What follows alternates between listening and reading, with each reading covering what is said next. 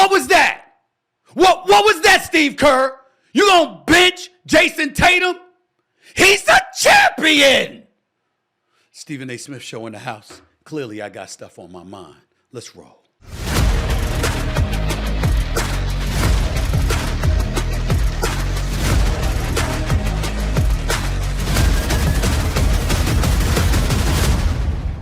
What's up, everybody? Welcome to the latest edition of the Stephen A. Smith Show, coming at you as I love to do at the very least 3 times a week over the digital airwaves of YouTube. As always, I like to take a moment to pause and just to show my gratitude and appreciation to my subscribers and followers, which have now eclipsed over 748,000. And obviously, more than 1.3 million downloads over iHeartRadio. So you got over 748,000 on YouTube, and obviously the 1.3 million or more over the last couple of months over iHeartRadio. Can't thank y'all enough for the love and support. Keep it coming, and I'm going to keep on coming. As always, I like to encourage you as well while you're doing so to make sure you grab a copy of my New York Times best-selling book, Straight Shooter, a memoir of second chances and first takes, now in paperback. Just go to straightshooterbook.com. Once again, that's straightshooterbook.com to get yourself a copy, all right? I got a lot of stuff to get into today. Yeah, I saw that opening Olympic ceremony. There's a lot of stuff to get into today. There's a whole bunch of stuff to get into.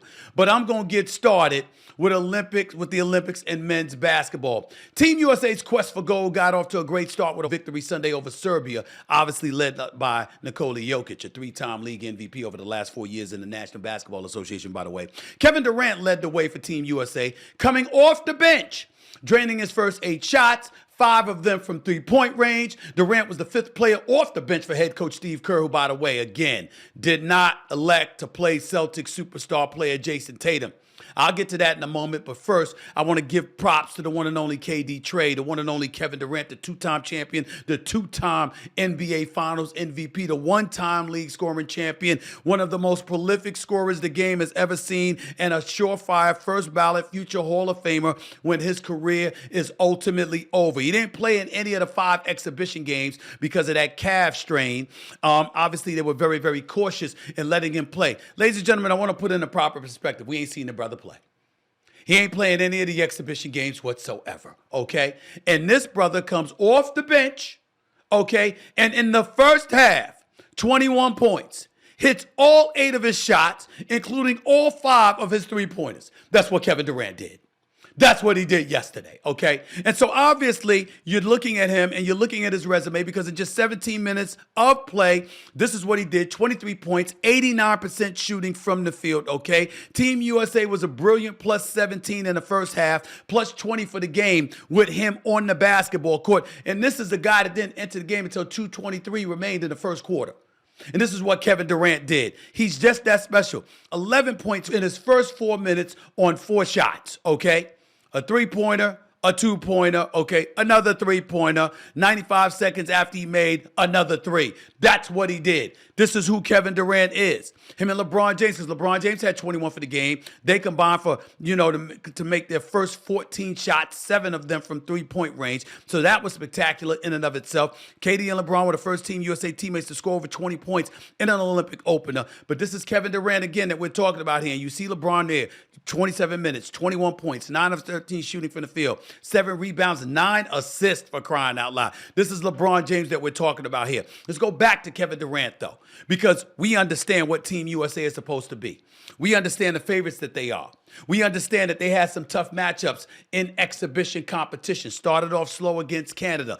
Beat South Sudan by just 1 point, okay? Blew out Serbia, but nevertheless had some interesting competitive matchups going up against them, and we understand what that was about. But they didn't have Kevin Durant. When you have Kevin Durant, it changes the complexion. He's a 3-time gold medalist. He's a 3-time gold medalist. He's going for a 4th, ladies and gentlemen. That is what he is going for. If he wins his 4th gold medal, he will become the first male athlete in Olympic history to win 4 gold medals in any team sport. Do you understand who we're talking about here? That is who we're talking about with Kevin Durant, okay? And I'm looking at it. His Olympic career, averaging 19.9 points on 54% shooting from the field, 51.6% shooting from three-point range. That's the Kevin Durant that we're talking about here, right? He's recorded the 3 highest scoring averages in an Olympic Games at 20.7 points per game in 2020, 19.5 points per game in 2012, 19.4 points per game in 2016. It's who he is. He was named the MVP in Tokyo, where he led Team USA with the 20.7 points per game. Kevin Durant is spectacular. He's spectacular. Now, Carmelo Anthony, let's not forget his name. He's got 3 Olympic gold medals. Give him props where it's due here. But there's only one KD. And if KD is in the lineup at 6'11", with LeBron James, with a Joel Embiid, because he was starting yesterday, okay, even though he was booed profusely by the French crowd because he could have represented France instead of USA in the Olympics, and he chose to be with Team USA, so people didn't appreciate that. But I'm just looking at a bunch of things right here, and we understand what Team USA is supposed to be. Kevin Durant is one of those dudes. And maybe, just maybe, and I had to think about this, I had to take a moment to think about this, because let me tell you something about Kevin Durant. When the Golden State Warriors beat the Boston Celtics and Steph Curry had captured his 4th NBA championship and his first NBA Finals MVP, I went on the record and saying, it's sad, I'm not saying he deserves it, but Kevin Durant is going to be known more for the guy who left Steph Curry to join Kyrie Irving than he'd be remembered for being a 2-time champion. Well, you know what offsets that to some degree? If the brother ends up catching a 4th Olympic gold medal, particularly playing the way that he played. Because when you see Team USA struggle, and then you see Kevin Durant get out on the basketball court and play the way that he plays, and all of a sudden it's a lopsided contest. Now you start looking at Team USA and saying, this is what we meant when we said, who the hell gonna beat them?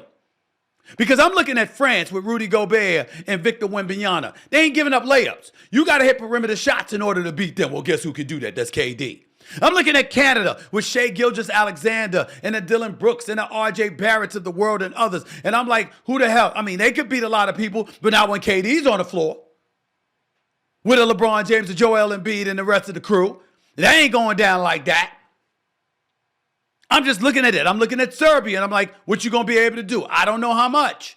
You share the basketball. You play selflessly. You rely on movement of the basketball. Don't make a difference when KD's on the court, because his length and his athleticism also enables him to be an elite defensive player for you as well, not just a scoring machine. Not to mention the fact keying up on him potentially frees up shots for other people. So I'm looking at all of those things, and I'm saying this is what we expect. With KD on the court, if healthy, there's no reason on earth that Team USA should not run to the gold medal with relative ease. I don't give a damn what anybody says. What anybody says. And because of that reality, that's why I find myself pissed off right now at Golden State Warriors and now Team USA's head coach, Steve Kerr. Because we got to get to him. Why? Because, ladies and gentlemen, the man elected not to play Jayson Tatum. Jayson Tatum. 0 minutes. Jayson Tatum, the last 3 years, all NBA first team. Jayson Tatum, top 6 for league in the category for league MVP. Jayson Tatum, the reigning defending NBA champion. Jayson Tatum. And you can't find minutes in a 26-point lopsided victory. You can't find 1 minute for Jayson Tatum.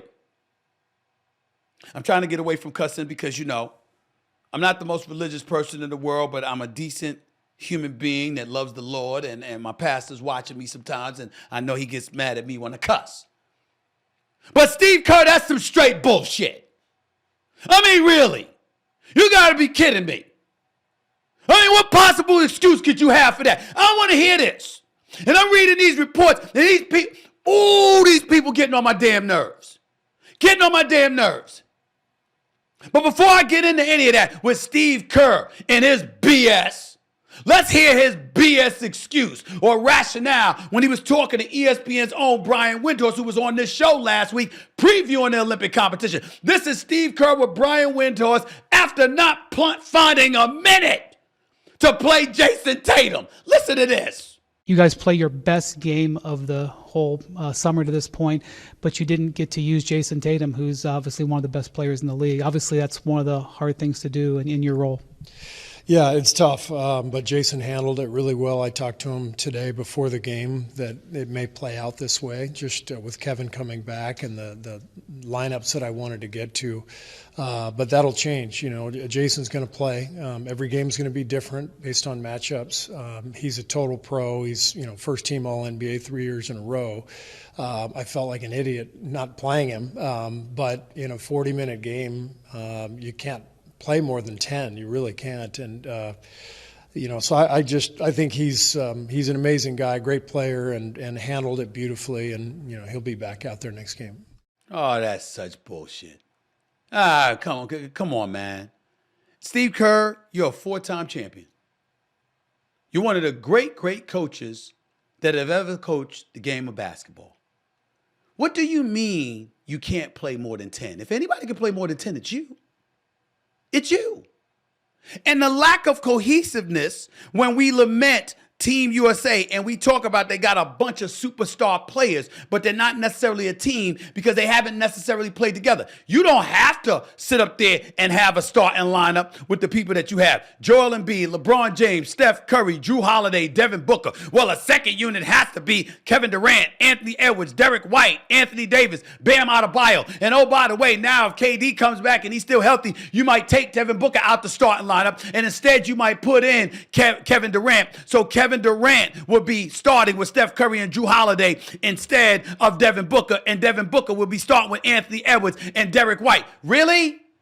With the talent that you have, what do you mean you can't play more than 10? Yes, you can. Yes, you can. Because they're all great. What are you trying to say? That you couldn't find a few minutes for an all-NBA player who stands here today as the reigning NBA champion, who averaged 27 a game, who, by the way, isn't too shabby defensively, but you can find time for teammates, not one but two, in Drew Holiday and Derek White that can't do what he does? What are you talking about? I know Drew Holiday is your point guard, and I get that part. I've seen Jayson Tatum bringing the basketball up the court on many occasions in his NBA career. You're going to tell me he can't do what Derek White does? Who's the star of the Boston Celtics? Who's the guy that just getting paid over $300 million? Who's the guy that led the Boston Celtics to the championship? I understand Jaylen Brown was the conference finals MVP and he was the NBA finals MVP, but he ain't the dude who was the number one option, averaging 27 a game over the course of an 82-game season, and then showed up in the playoffs and did his thing then as well. That was Jayson Tatum. When Jaylen Brown got $304 million last summer to remain with the Boston Celtics, everybody and their grandmother knew his salary would pale in comparison to Jayson Tatum once his time rolled around to following something, because it's only one Jayson Tatum. And to sit up here and to have him go through an entire NBA season and then go through the playoffs and capture a championship and still take time in his offseason to join Team USA and to go overseas to play in Paris, and to have a champion riding the bench like he's some damn water boy. You got to be kidding me. I mean, that's nonsense. That's just nonsense. You got Ty Lue on your bench. You got Eric Spoelstra on their bench. I don't know this definitively because I'm certainly not implying that they're better than you, Steve Kerr, but I think they would have found time for Jayson Tatum. I don't think they would have made some comment about, oh, you just can't play 10 players. So what you trying to say, Steve Kerr? You say he'll play the next game. Well, if he plays the next game, you trying to tell me somebody else ain't going to play? Devin Booker's not going to play? Derek White's not going to play? Jayson Tatum starred at Duke University. He comes into the NBA as a top 3 overall pick when he really should have been number 1, because Brian Colangelo and the Philadelphia 76ers should not have drafted Markelle Fultz. It should have been Jayson Tatum. He's a star in the NBA who continues to elevate. He's been to 5 conference finals, 2 NBA championships before his 27th birthday. He's an NBA champion, and he's riding the bench because Steve Kerr said Derek White, who played Division II basketball, very good player, very relevant, but nobody would mistake him for Jayson Tatum. He plays, but Jayson Tatum don't play. Jrue Holiday, elite defensive player, floor general for sure. But he played before Jayson Tatum. I'm sorry, how about Jrue Holiday not starting and Steph Curry being your point guard? How about that? There's plenty of options. I don't know. Steve Kerr's forgotten more basketball than I know. But I'm pretty damn sure. I'd bet my career I could have found a few minutes for Jayson Tatum. You got to be shitting me. I mean, this is unbelievable. It's unbelievable to me. If you're going to bench anybody, bench Derek White. What are you talking about? And I say bench none of them. Because your talent is so elite, everybody should be able to get a few minutes. LeBron didn't have to play 27 for you to win.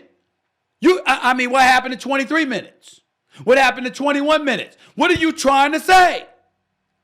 Think about that. Ladies and gentlemen, when you're riding the bench, the implication is putting you on the court would be to the detriment of our team. That's what riding the bench means. And if that's what you're saying it about the reigning, defending NBA champion. That is Jayson Tatum. He can't do it, y'all.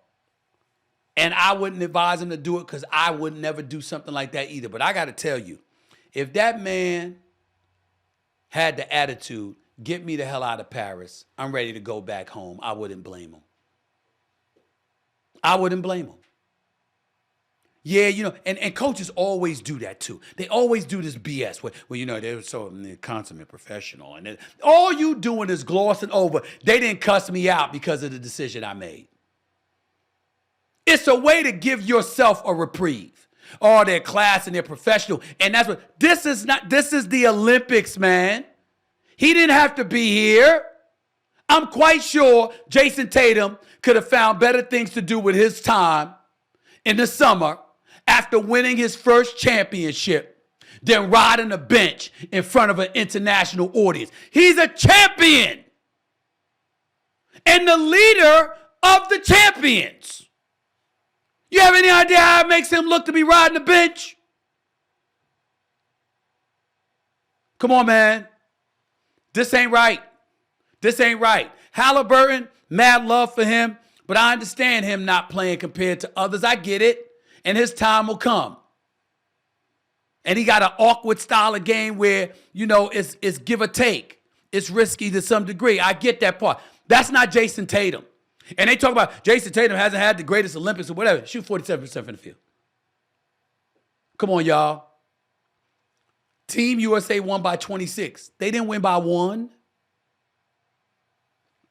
It's inexcusable. 10-man rotation. You can't really play more than 10. Yes, you can. Yes, you can. If you can play LeBron James 27 minutes, you can find time for somebody else and carve out a little less for him. Come on, man. LeBron is playing great. So I'm not implying, I'm just using that as an example in terms of minutes. It's really disgusting. It's really disgusting. There's no excuse for this. No excuse whatsoever. Really hard to, in a 40-minute game, to play more than 10 guys. It's Team USA. Let me remind y'all of who's on the roster. Joel Embiid, LeBron James, Steph Curry, Jrue Holiday, Devin Booker, Kevin Durant, Anthony Edwards, Derek White, Anthony Davis, Bam Adebayo, Jayson Tatum, and Tyrese Halliburton. it's hard to find time to play, guys. Again, we ain't talking about the amount of minutes. We're talking about ensuring that a champion, a reigning defending champion, who's a first-team All-NBA player, doesn't have donut minutes. That's what we're talking about. We ain't say he only played 7 minutes or he only played 10 minutes. 0! Nah. Y'all, you know, this, you can't explain that. You can't explain that. I don't give a damn what Steve Kerr says. Let me move on to a lighter subject, a more pleasant subject before I go to break, because I want to talk about the greatest gymnast the world has ever seen in Simone Biles. She's set to compete in all 4 events in the Olympic team finals despite a calf injury she tweaked during warm-up Sunday in Paris. 27-year-old already owns 37 career Olympic and World Championship medals and is poised to make even more history. Biles will anchor the U.S. women's gymnastics team on the vault, the balance beam, floor exercises, and the uneven bars. I watched her yesterday. She was sensational. She did her thing, no question about it. I'm just reading some of this stuff because obviously I don't follow gymnastics that heavily. Ain't nobody about to sit here and lie to you and act like I'm some aficionado on gymnastics. But I know this much. She was sensational yesterday. I know what the hell I saw. I saw that balance beam. I saw her doing backflips and all of that. She was spectacular. Spectacular. She's special. She's won 7 Olympic gold medals, 7 Olympic medals overall, 4 gold, 1 silver, 2 bronze. At 27, she's the oldest female American gymnast to compete at the Olympics in 72 years. Okay, so we got to throw that out there. 4-time Olympic gold medalist, competing in her 3rd Olympic Games. All right, 4 gold medals all came in 2016 games, winning in the team competition all around, the vault, and of course the floor exercise. In 2020, if y'all remember, Team USA won silver because she withdrew from several events citing intense psychological pressure. In an interview with the Today Show at the time, Biles said that she was, quote, she always had anxiety, but that it got really bad in the months leading up to the Olympics. So somehow, some way to add to her story and her allure is the fact that whatever anxiety she was suffering from just 4 years ago, clearly she's on the verge of overcoming it because she showed up and showed out yesterday. She's won a record-breaking 30 World Championship medals, 23 gold, 4 silver, and 3 bronze, okay, making her the most decorated gymnast in World Championships history by both a total medal and gold medal count. Now, I got to watch her as she goes around. You got the all-around competition coming up, all right? She did, what does it say here? Delivering 4 well-hit routines, recorded a 59.566 in the all-around to qualify in the first place for the final. Her stiffest challenger for the all-around gold are expected to be Brazil's Rebecca Andrade, the silver medalist at last year's World Championships, and 2 Biles, by the way, and fellow American Suni Lee. Okay, so she won the all-around gold in Tokyo. First time in women's history, in women's gymnastics history, the last 2 defending Olympic champions in the all-around will be entering the all-around final at the Olympics, as Biles won a title in 2016 while teammate Lee did it in Tokyo. So there's a lot to look forward to there. And that girl, Rebecca Andrade from Brazil, we got to watch out for her. But all of us are rooting for Simone Biles, okay? Overcoming emotional and mental adversity, anxiety, et cetera, and performing the way that she did yesterday. I just thought it would be nice to just pause for a second and give her some love. I was annoyed by what I saw at the Olympics with basketball. I was very happy with what I saw here from her during the Olympics, all right? By the way, before we get to break, I want to check out some Olympic-related tweets that caught my eye this weekend. Check out this one right here. Did y'all see the tweets on LeBron as Team USA's flag bearer? There were several, but this one was my favorite.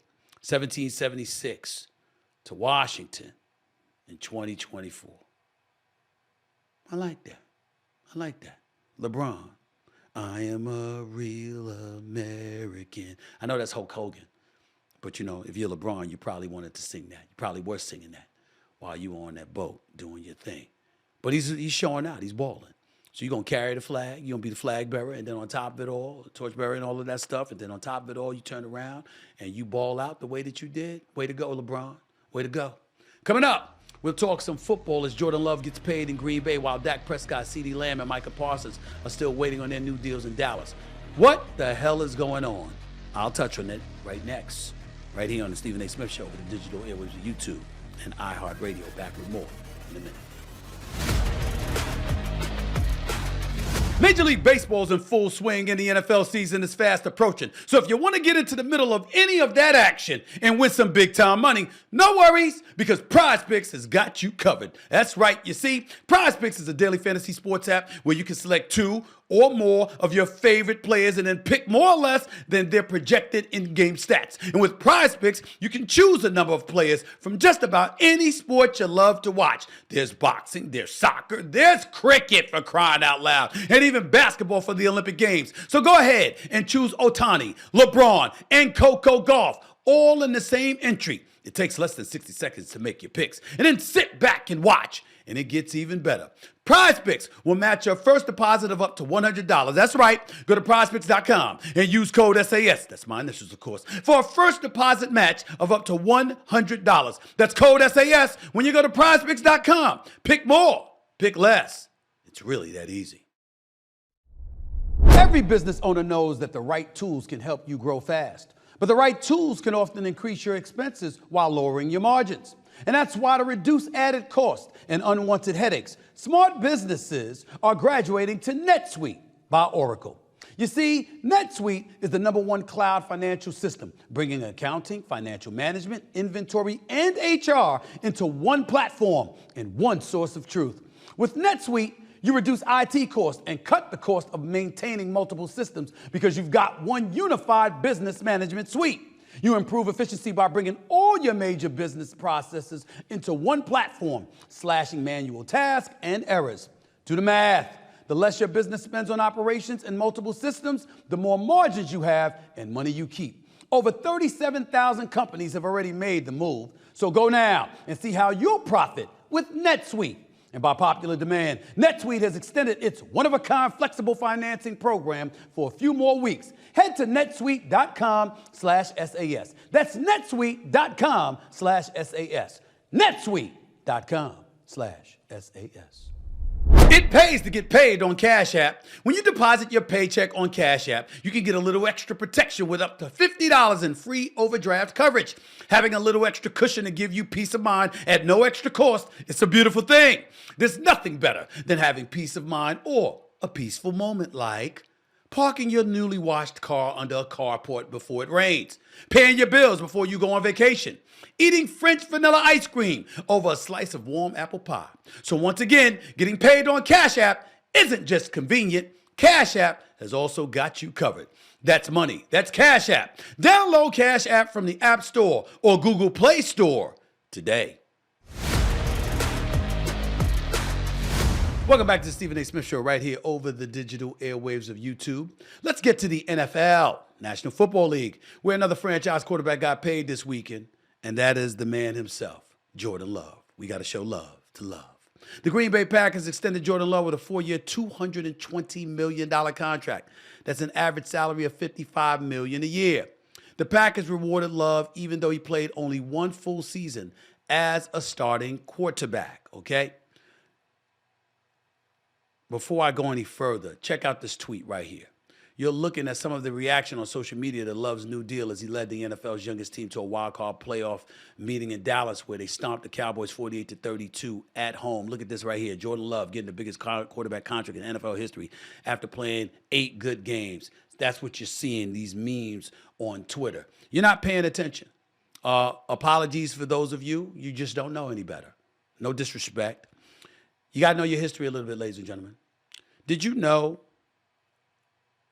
that the Green Bay Packers, the same storied franchise, do you know that in Aaron Rodgers' first year as the quarterback for the Green Bay Packers, they tore up his deal? Did you know that? They tore up his rookie deal. And on October 31st, 2008, they agreed to a 5-year extension worth $65 million at the time. Back then, that's what they were getting paid. Included $40.5 million in the first 3 years of the deal. All right?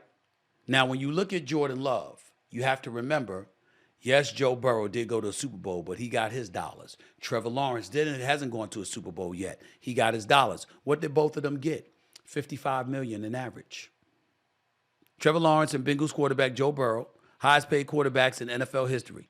Now, Jordan Love's new deal includes a $75 million signing bonus and $155 million in new guarantees. That's true. Last 8 games of the 2023 regular season, 6-2 record, 70% completions, 18 touchdown passes, just 1 interception, and a passer rating of 112.7. What's the problem? And see, here's what you got to take into consideration as well. If you're the Green Bay Packers, you have no choice because you pushed Aaron Rodgers out the door. You didn't want him anymore. Just like Aaron Rodgers waited for Brett Favre to ultimately fade into the twilight, that's what Jordan Love did with Aaron Rodgers. And so when Jordan Love comes up in there and you're the Green Bay Packers and you've made this kind of investment, you can't turn around and poo-poo that. You can't dismiss that. You got to understand that what comes with that is, I got to sit up there and I got to pay this brother. The brother can play. First season as a starting quarterback, 4,100 yards passing, 64% completions, 32 touchdowns, 11 interceptions, 247 rushing yards, 4 rush TDs. Why wouldn't you pay him? He's clearly proven he can play. I got love for Love. He deserves his bag. He deserves his bag. What the hell are y'all talking about? And then you got people out there, and I had some idiot tweet me about Stephen A. always pocket watching. You damn right I'm pocket watching. But it's not to hate on those who got. It's to acknowledge that they set the market. So somewhere along the way, they're going to determine what other people have made. I will be the first to tell you right now, I pocket watch like a mug in my business. It ain't to hate on anybody. I want everybody to get paid because I want to get paid. And I'm watching what you get because you set the market. And you know what else that needs to be said? The stupidest thing for somebody to say is to accuse somebody in sports of pocket watching when everybody in sports pocket watches. Everywhere you turn, the market is determined by somebody who preceded somebody else looking for market value. Am I lying? Am I lying, Aaron? Speak up. No. Am I lying, Michael? No. The fact of the matter is everybody that's looking to get paid pays attention to who got paid. Because that determines to some degree how much you're gonna get paid. Why would I apologize for that? We cover sports. Jordan Love got $55 million because Trevor Lawrence got $55 million. If Trevor Lawrence had gotten $45 million, Jordan Love would have got around that ballpark. Dak Prescott won 2 playoff games in 8 years. Why the hell are they talking about him possibly getting $60 million? Because he's got the Cowboys by the you know what. And they got to pay him somewhere around market value. That's why. And not only is he taking into account what other quarterbacks are making, he's also taking into account the money that Jerry Jones is generating for the Cowboys. The Cowboys are the story franchise. They're America's team. They're America's team. Can't win shit, but they're America's team. Well, guess what? It's true. Because even though the Commanders were purchased for over $6 billion by Josh Harris and his group, including Magic Johnson and others, the average NFL franchise is worth over $5 billion. The Cowboys are worth over $9 billion. So if I'm Dak Prescott, I'm going to look at that. And I'm going to deduce that some of that money is being made because of me, because of what I do for you in the regular season. And how I tease Cowboy fans into thinking I'm going to win when I know I ain't going to win shit in the end. And that teasing generates revenue. Why shouldn't I get some of it? That's how he's thinking. That's how it goes. So let's understand what comes with this. And by the way, before I move on to my next subject, little nugget of material that I wanted to share with y'all, courtesy of my researchers. Number 1, Love's 32 touchdown passes finished second in the NFL to Dak Prescott and TD passes last year. You think Dak Prescott's not going to bring that up when he's looking for his bag? Of course he is. The other thing that I wanted y'all to notice, I got this stat here that I thought y'all would be very interested in. The top of the 2020 quarterback class has now produced $1.25 billion in contract extensions. $1.25 billion. The top of the 2020 quarterback class. That's Joe Burrow, Tua Tagovailoa, Justin Herbert, Jordan Love, Jalen Hurts. Now, I don't know why Jalen Hurts is in the top because, yeah, he's in the top class, but he certainly wasn't drafted top 5. But the top 5 quarterbacks from that 2020 class. $1.25 billion in contract extensions. Not one single Super Bowl championship to show for it. 2 Super Bowl appearances in Joe Burrow and Jalen Hurts, both of them lost. Cincinnati lost to the Los Angeles Rams and Aaron Donald. Jalen Hurts obviously lost to Patrick Mahomes and the Kansas City Chiefs. But let me read the contracts to you. Joe Burrow, 5 years, $275 million. Tua Tagovailoa, 4 years, $212.4 million. Justin Herbert, 5 years, $262.5 million. Jordan Love, 4 years, $220 million. Jalen Hurts, 5 years, $255 million. That's what we talk about here. Of course you pay attention to who's getting paid what. That's how you get paid. You certainly don't get paid by being ignorant and oblivious to what the hell people are making. That's just stupid. Just want you to know that. Now let's get to the Cowboys specifically, where training camps have started and team leadership continues to preach patience when it comes to the contracts of their 3 biggest stars. Look at this full screen right here, y'all. Wide receiver CeeDee Lamb, quarterback Dak Prescott, linebacker Micah Parsons, as well as all-pro lineman Zach Martin are all seeking new deals. Cowboys executive VP Stephen Jones reportedly gave Lamb a new offer on Friday, and Dak Prescott also got an offer within the last week. So Lamb got an offer, Dak Prescott got an offer, but not Micah Parsons. I got a problem with that. Micah Parsons should be paid. I don't give a damn what anybody says. They talk about the quarterback of the Dallas Cowboys as the face. To me, Micah Parsons is the face of the Cowboys. I really believe that. Because when you think about Micah Parsons, you know that man-child going to show up. I don't give a damn when you want to talk about his playoffs appearances. You triple team, stuff happens. But when you talk about Dak Prescott, this is the reaction when you talk about Micah Parsons, yeah. You talk about CeeDee Lamb, yeah, that brother, yeah. You talk about Dak Prescott,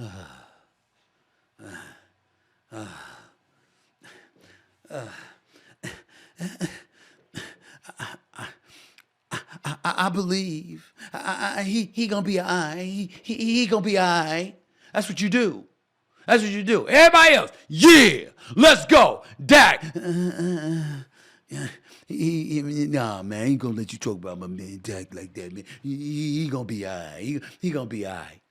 That's what you do. There's a difference. Because you expect with the others. CeeDee Lamb is the truth. Brother deserves his bag. I just don't think he should be the priority because he could be impacted by Dak panicking come playoff time. You can't impact Micah Parsons unless you double or triple teaming him. This brother is a pass rusher extraordinaire. So you can't do that to him. So it's a little bit different. But here's the thing that has me laughing, has me smiling. So what is going on in the offseason? We've seen the NBA negotiate a new deal. We've seen TNT be eased out in favor of Amazon and NBC with the new 11-year, $77 billion television deal, or league rights deal that Amazon, NBC, and ABC, ESPN has had with the NBA.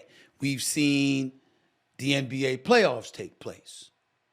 We've seen the Denver Nuggets get knocked off as reigning defending champions by the Minnesota Timberwolves. We've seen the ascension and the elevation of Anthony Edwards. We've seen the Boston Celtics be the best team from start to finish throughout the NBA season. We've seen Charles Barkley talking about he's going to retire. We've seen quarterbacks like Burrow and Tua and now Jordan Love get paid, okay, along with Justin Herbert. We've seen all of this, okay? We've seen all of it. We've seen the Yankees start off strong. They wreaking havoc, and then in June, they nosedive over the last month before winning, 2 or 3 from the Boston Red Sox this past weekend. We've seen a lot of stuff. We've seen Olympic competition. We've seen a whole bunch of stuff happen. But we saw Trevor Lawrence get his bag as well. We saw all of that. What we haven't seen is the Dallas Cowboys make a significant offseason move. We didn't see them acquire Derrick Henry. They let him escape to Baltimore from Tennessee. And now we see that with three marquee dudes at arguably the three most important positions in the National Football League, quarterback, wide receiver, and pass rusher, they don't have one of them signed. They haven't done a deal with any of them. What the hell have you been doing, Jerry Jones and Stephen Jones? I mean, I know y'all are my buddies and all. We supposed to get a drink together eventually. But what the hell have y'all been doing? You've been vacationing in Europe all this time? So what the hell's going on? What the hell's taking you so long? Ladies and gentlemen, when people are sure they want you bad enough, it doesn't take long to make deals. It only takes long to make deals when there's trepidation about you or they're more committed to getting over on you than doing right by you. Those are the only two scenarios. Anything else doesn't suffice. Now look at this Jerry Jones quote here. Listen to this. I do not think this will be Dak Prescott's last year with the Cowboys at all. I want to say it. If it hasn't been clear of how much we appreciate what Dak Prescott has meant to this team in a positive way, the players do play better when he's out there. I'm right there in line with his best fan. Believe it or not, in my life, I've had a lot of things in life that I wanted that I couldn't get because I couldn't afford it. Wow. So now it's a conversation about potentially not being able to afford Dak Prescott. Now, personally speaking, I don't have a problem with it. Dak Prescott's got 2 playoff victories in 8 years. I don't have a problem with Jerry's position, but then say so and stop with the BS. Dak Prescott can't be franchise tagged. He's got the no trade clause, can't trade him. Going to sign him or lose him. Now, you don't want to lose Dak Prescott for nothing, so I do understand that kind of thinking. I get that part. And so you got to handle business. And if you want to tell me that you got to keep him and all right, go to Dak Prescott and be like, yo, man, it's 55 to 57 million. Look, bro, you won me 2 playoff games. Guilt his ass into taking a little bit less. There's no way in hell that Dak Prescott should be getting paid over $60 million a year. There's no way in hell that Dak Prescott should be costing CeeDee Lamb or Micah Parsons money. I would have a hard time looking them in the face, knowing how elite of a performer they are. If I know that my salary is costing them their salary, I'd have a hard time. It wouldn't be easy for me. I got to tell you that. So I'm just here to tell you, if you're Jerry Jones, I got to try to guilt him out of some dollars. Bro, you ain't produced when it counts. This is America's team. This is the land of opportunity. You getting paid your bag now. But damn, at least leave space for a few $1 million for us to take care of some of your teammates who we going to need to help win when you can't step up in the postseason. I think that's the right and decent thing to do in terms of approaching them. And if I'm Dak Prescott, I consider it. I'm not taking less than no Trevor Lawrence. I'm not taking less than all of these other guys. I get that part. But I certainly don't need to slide in another $4 or $5 million at the expense of money that I could be giving to other teammates of mine who are deserving of it more than me. That's how I feel about it. That's just how I feel about it. Coming up, did you hear about the controversy in Paris during the Olympics opening ceremony? Don't lie, you know you did. And you know how you felt about it. I'll get into that next, right here on the Stephen A. Smith Show, over the digital airwaves of YouTube, and of course, iHeartRadio. Back with more in a minute. Welcome back to the Stephen A. Smith Show, right here over the digital airwaves of YouTube, and of course, iHeartRadio. Let me transition to another subject involving the Olympics, please, and that would be the opening ceremony that took place this past Friday. Opening ceremony of the Paris Olympic Games. That's what I'm talking about here. To some people, it was spectacular. To others, not so much. The 4-hour telecast featured Olympic athletes making their entrances on boats that floated along the River Seine. In between the entrances, one group of performers sparked controversies amongst Christians worldwide. A group of drag queens and dancers were pictured sitting at a long table in an image that some believed resembled Leonardo da Vinci's The Last Supper, the portrait of Jesus Christ and his 12 apostles. Some called the imagery insulting and a mockery to the Christian faith. This is the official page of the Olympic Games saying the interpretation of the Greek god Dionysus makes us aware of the absurdity of violence between human beings. That's the official Olympic Games page, okay? That's what they said. But needless to say, House Speaker Mike Johnson had his own interpretation, and he posted this on X Saturday. Quote, "Last night's mockery of the Last Supper was shocking and insulting to Christian people around the world who watched the opening ceremony of the Olympic Games. The war on our faith and traditional values knows no bounds today, but we know that truth and virtue will always prevail," end quote. The post ends with the scripture from John chapter 1, verse 5. "The light shines in the darkness, and the darkness has not overcome it," end quote. Look, there's a lot of backlash, as you can imagine. It was swift from the artist who created the scene and from an Olympic spokesperson and the camps.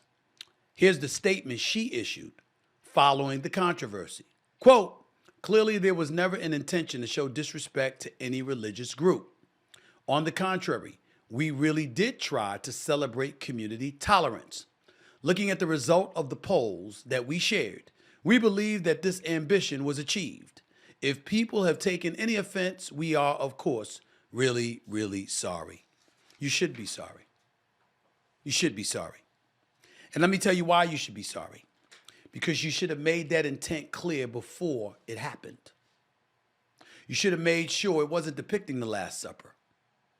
You should have made sure nobody had the ammunition to say that it was. You should have made sure that in the process of all of that going on, that you highlighted exactly what it was supposed to be. Because, see, I got my own research here, okay? And I'm just reading. I got a one sheet right here in front of me. And I'm just reading from some of this stuff here. Obviously, it provoked outrage by religious conservatives around the world.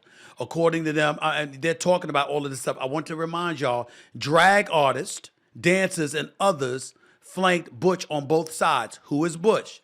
They're talking about DJ and producer Barbara Butch, an LGBTQ plus icon who calls herself, quote unquote, the love activist.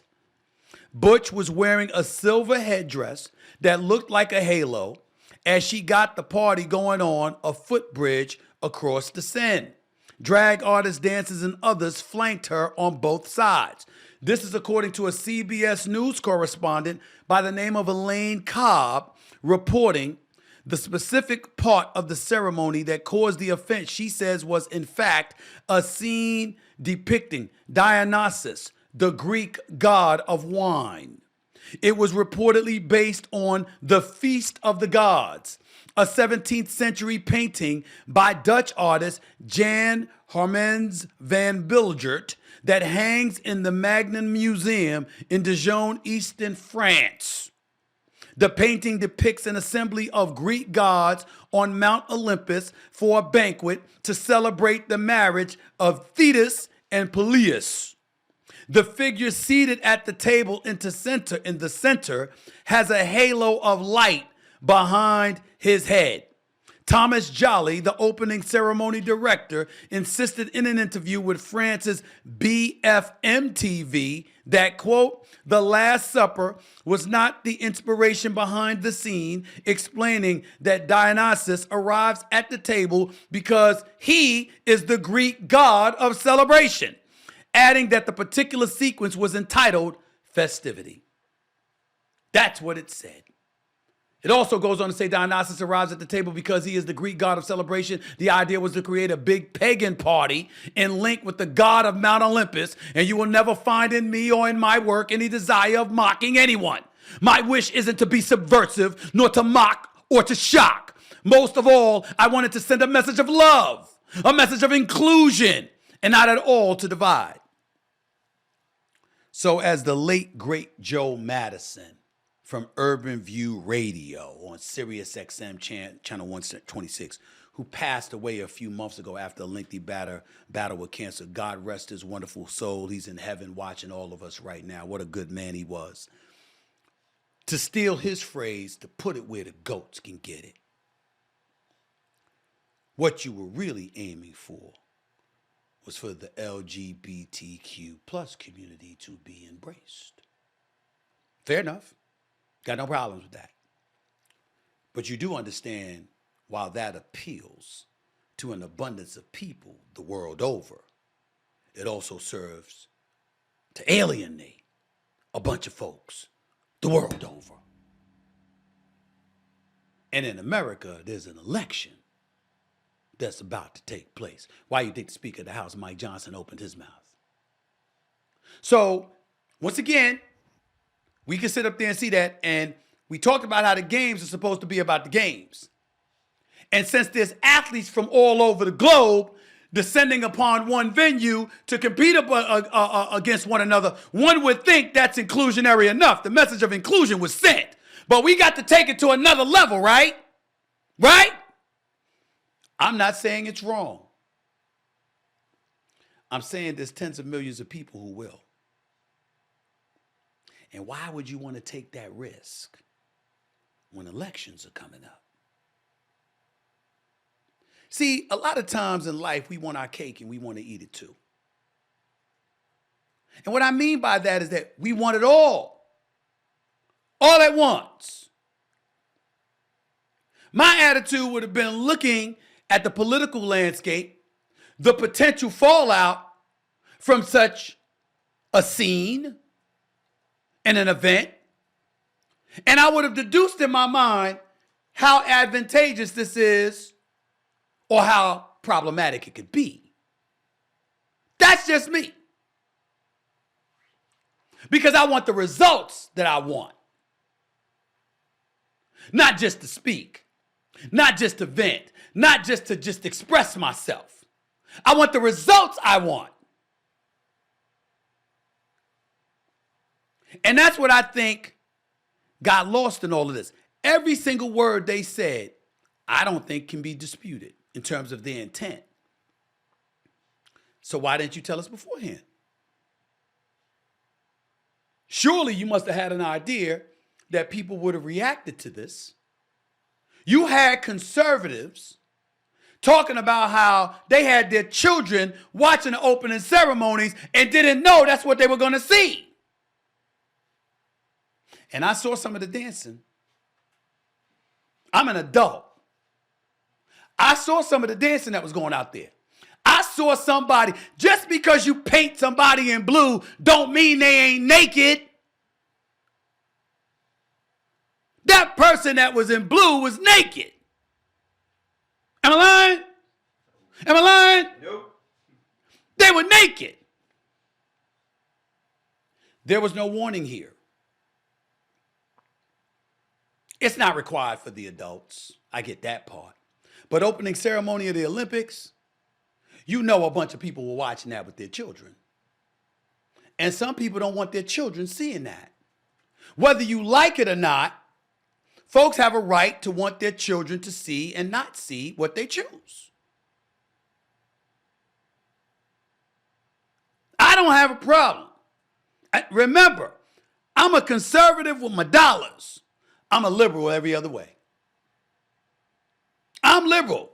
I get it. I'm cool. But I know tens of millions of conservatives won't be. And there's an election coming up. And as I was explaining to my man Michael earlier during the commercial break, when people go to the polls, because I'm here in the United States of America, I don't know what elections are going on elsewhere or when they're scheduled for, but I know in the United States of America it's scheduled for November 5th. And what I'm saying is, I know that when people go to the polls, there's usually one overlapping dominant issue that influences who they vote for. So what if all of a sudden Roe v. Wade, immigration, and the economy suddenly didn't become the priority that religion is? What if folks decided to go to the polls because I either love what I saw or I can't stand what I saw? You ever think about that? I don't think they did. But the conservatives did everywhere. And who knows how they'll react to it. But in closing, one of my boys, who's a staunch Republican, who I made go to the polls and vote for Obama back in 2008, by the way, he always says something to me that I can't escape. He said, liberals, progressives, Democrats. He said, y'all argue, y'all fuss, y'all fight, y'all protest. He said, Republicans, we just go to the polls. We ain't got nothing to say.